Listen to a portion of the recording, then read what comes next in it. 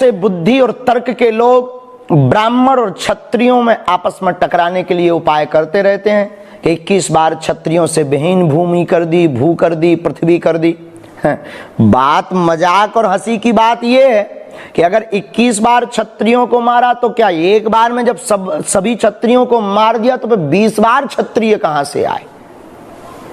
जब एक बार में ही सभी क्षत्रियों का पृथ्वी विहीन हो गई तो फिर 20 बार कहां से आए? और फिर 21 बार की क्या जरूरत पड़ी हो? ये क्षत्रिय अचानक पर प्रकट कहां से हो जाते थे? इस पर थोड़ी सी चर्चा करते हैं। सहस्त्रबाहु जिस वंश से था उस वंश का नाम था हैहय वंश। हैहय वंश के विनाश के लिए भगवान परशुराम ने परसा अपने हाथ में उठाया। हैहय वंश का राजा बड़ा ही कुकर्मी, साधुओं पर अत्याचार करने वाला, स्त्रियों पर बलात्कार करने वाले जितने भी क्षत्रिय वंश के राजा थे, ऐसे आतताइयों के खिलाफ परसा उठाया भगवान परशुराम ने। और शास्त्र में कहा है परित्राणाय साधूनाम विनाशाय च दुष्कृताम। ओम कार्तिवीर्य अर्जुनूनाम राजा बाहु सहस्रवान यस्य स्मरण मात्रेण गतम नष्टम च लभ्येत।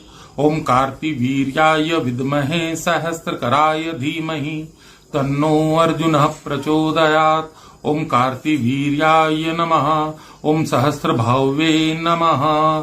ओम राजराजेश्वराय नमः।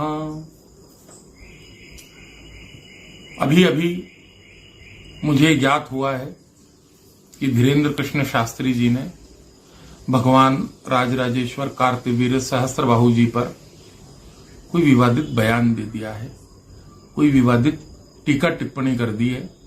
मैंने उस वीडियो को देखा। अब उसको देखने के बाद मुझे तो सबसे पहले ये लगा कि धीरेन्द्र कृष्ण शास्त्री जी को अभी पुराणों का और शास्त्रों का अध्ययन करना चाहिए। मुझे ऐसा लगता है कि उन्होंने भागवत के कुछ श्लोक, कुछ अध्याय, कुछ स्कंद याद कर लिए हैं, रामचरितमानस की कुछ चौपाइयां याद कर ली हैं और जाके व्यासपीठ पे बैठ गए हैं और कुछ तो भी अनर्गल टिप्पणियां कर रहे हैं। क्या धीरेन्द्र कृष्ण शास्त्री जी, आपको ये पता है भगवान सहस्त्रबाहु सुदर्शन चक्र के अवतार हैं? क्या आपको ये पता है कि भगवान सहस्त्रबाहु का और परशुराम जी का जो युद्ध हुआ था वो युद्ध क्यों हुआ था? उस युद्ध के पीछे कारण क्या थे? भगवान परशुराम जी भगवान विष्णु के छठे अवतार हैं। सहस्त्रबाहु जी जो हैं वो सुदर्शन चक्र के अवतार हैं। इस युग के पहले वाले युग में भगवान का सुदर्शन चक्र के साथ जो संवाद हुआ था, उस संवाद में ही यह तय हो चुका था कि त्रेता युग में भगवान परशुराम जी के रूप में उत्पन्न होंगे और सुदर्शन चक्र जी जो हैं वो कार्तिवीर्य अर्जुन के रूप में अवतार लेंगे और फिर उनका युद्ध होगा। ये पूरी कथा आपको वायु पुराण के अंतर्गत रेवा खंड में पढ़ने को मिल जाएगी। अन्य पुराणों में भी इसका बहुत विस्तार से वर्णन है। कृतवीर्य ने भगवान सूर्य की अखंड तपस्या की और उनसे वर के रूप में, वरदान के रूप में, उस तपस्या के फल के रूप में राजराजेश्वर सहस्त्रबाहु कार्तिवीर्य अर्जुन को पुत्र रूप में प्राप्त किया। भगवान सहस्त्रबाहु जी का उल्लेख सुंदरकांड में भी आता है। एक दोहे में आता है, जानत हूं तुम्हारी प्रभुताई, सहस्त्रबाहु संग पड़ी लड़ाई, आता है। आप और भी ग्रंथ पढ़िए, उसमें भी आता है। भगवान सहस्त्रबाहु के बारे में आपने इतनी अनर्गल टिप्पणी कर दी, आपने कुछ तो भी बोल दिया भावनाओं में भेके। आपके अंदर बालकपना है, बचपना है शास्त्री जी, आपके अंदर बचपना है, गंभीरता नहीं है। और आपने सिद्ध कर दिया कि आपने पुराणों का, ग्रंथों का अध्ययन नहीं किया है, यह आपने सिद्ध कर दिया है। आप मंत्र मोहदती एक तंत्र का ग्रंथ है, मंत्र मोहदती है ना। मैं तंत्र का विद्यार्थी हूं, मैं तंत्र को बहुत करीब से मैंने देखा है, समझा है, पढ़ा है। तंत्र की साधना के मार्ग को मैंने बहुत अच्छे से समझा है।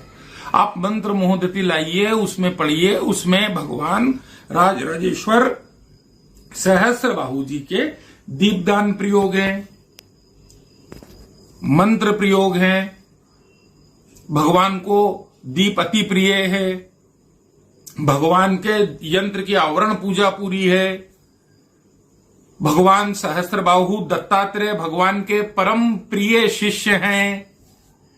सहस्त्रबाहु जी के गुरु कौन है? दत्तात्रेय भगवान है। दत्तात्रेय भगवान के परम प्रिय शिष्य सहस्त्रबाहु जी हैं।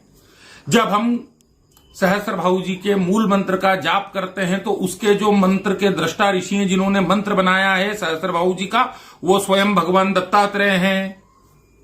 आपको शास्त्रों की जानकारी नहीं है शास्त्री जी। आपने हमारे जैसे हजारों लाखों सहस्त्रबाहु भगवान की पूजा करने वाले भक्तों का अपमान कर दिया ये बोल के। आप हमारे आराध्य को क्या क्या टिप्पणी करी आपने भगवान सहस्त्रबाहु के बारे में? क्या बोला है आपने? आपको जानकारी भी है आपने क्या बोल दिया है? आपने हमारी आस्था को, हमारे विश्वास को, हमारी श्रद्धा को ठेस पहुंचाई है बिना जानकारी के। आपको अध्ययन है? पढ़ा है आपने? आप पढ़िए ना पुराण, आप ग्रंथ पढ़िए ना। आपको जानकारी कुछ है नहीं और आपने बोल दिया। आपको माफी मांगना होगी भगवान सहस्त्रबाहु से। आपको माफी मांगना पड़ेगी भगवान राजराजेश्वर कार्तिवीर्य अर्जुन सहस्त्रबाहु से। आपके अंदर बाल बुद्धि है, बालक हैं आप, और आपने अपनी बाल बुद्धि में आपको एक गंभीरता नहीं है। उस गंभीरता के ना होने के कारण आपने कुछ भी बयान दे दिया मीडिया पे, आपने कुछ भी बोल दिया। आपको भगवान से माफी मांगना पड़ेगी, और अगर आप माफी नहीं मांगेंगे तो आप हमारे जैसे लाखों भक्तों की आस्था पे ठेस पहुंचाई है आपने, उनकी श्रद्धा पे, उनके विश्वास पे आपने ठेस पहुंचाई है। अगर आप भगवान सहस्त्रबाहु से माफी नहीं मांगेंगे तो मैं कल आपके खिलाफ महू थाने में, मैं पंडित कपिल शर्मा महू थाने में आपके खिलाफ FIR दर्ज कराऊंगा। मैं एक कानूनी लड़ाई आपके साथ लड़ूंगा पूरी, और अगर आप माफी मांग लेंगे भगवान सहस्त्रबाहु से तो ये बात यहीं समाप्त हो जाएगी। और मेरा आपसे निवेदन है कि आप आगे से कोई भी टीका टिप्पणी बयान करने देने के पहले ग्रंथों का अध्ययन कीजिए, ग्रंथ पढ़िए, ग्रंथों में क्या लिखा है समझिए, उसके पहले कोई टीका टिप्पणी मत कीजिए। वो हमारे आराध्य हैं, हम उनकी पूजा करते हैं। आप कुछ भी बोल रहे हैं। आप शास्त्री जी हैं, आप विद्वान आदमी हैं, अच्छी बात है, आप बहुत अच्छे काम भी कर रहे हैं। आपसे हमको कोई परेशानी नहीं है, मुझे व्यक्तिगत आपसे कोई परेशानी नहीं है। आप हिंदू धर्म की रक्षा का काम कर रहे हैं, आप हिंदू जागरण का काम कर रहे हैं, आप बहुत अच्छे काम कर रहे हैं, मुझे आपसे व्यक्तिगत कोई परेशानी नहीं है। पर आप ये मत कीजिए जो आप ये कर रहे हैं। ये बताता है कि आपको ज्ञान की कमी है, आपका ज्ञान अल्प है, आपको अभी अध्ययन की आवश्यकता है, आपको अभी पढ़ने की आवश्यकता है। मेरा आपसे निवेदन है, आप भगवान सहस्त्रबाहु से क्षमा याचना कर लीजिए, और अगर आप नहीं करेंगे तो फिर मैं आपके खिलाफ FIR भी लिखाऊंगा, और मैं अगर जरूरत पड़ी तो माननीय न्यायालय की शरण में भी जाऊंगा। जय माई की, हर हर महादेव।